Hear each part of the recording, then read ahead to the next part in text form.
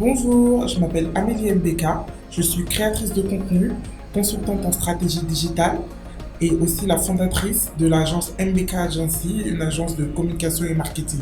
Mon objectif à travers ce que je crée, c'est d'impacter, de transmettre et aussi d'inspirer.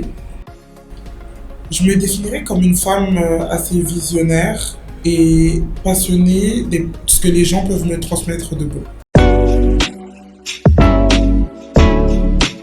Ce qui m'a motivée à me lancer dans la création de contenu, je dirais que c'est un mélange de nécessité et de passion. J'ai toujours eu ce besoin de créer et de documenter, de partager à travers mes idées. Et à un moment donné, je me suis rendu compte que mes idées, mes inspirations et ce que je partageais pouvaient non seulement m'aider à guérir et aussi à inspirer les autres. Je me suis rendu compte que ça pouvait également éveiller les consciences et j'ai vu que la création de contenu n'était pas seulement partager des vidéos ou des photos.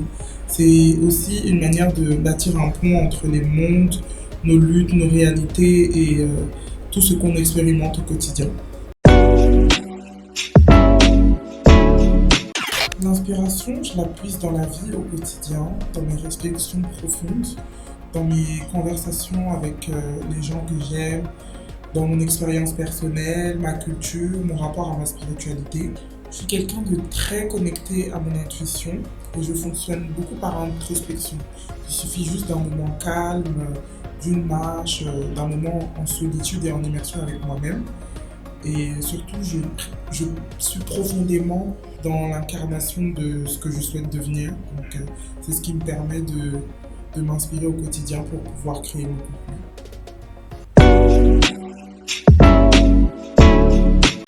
Les plus grands défis qu'on peut rencontrer en tant que créateur de contenu, je pense que pour moi, c'est la constance.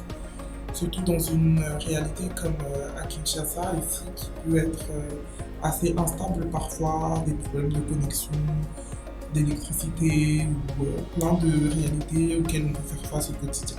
Parfois, même les émotions peuvent freiner aussi la créativité parce qu'on a cette pression de vouloir souvent être parfait ou être tendance et créer du contenu qui peut pas forcément nous plaire, mais plaire aux autres. Des fois, on a juste besoin d'être juste humain.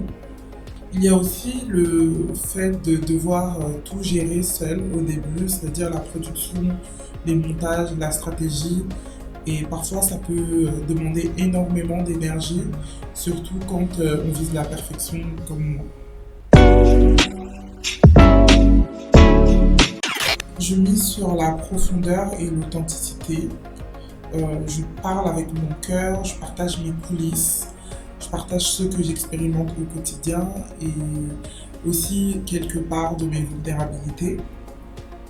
J'aimerais qu'à travers ce que je partage, les gens puissent se reconnaître à travers moi, puis que les gens aussi ne se sentent pas seuls.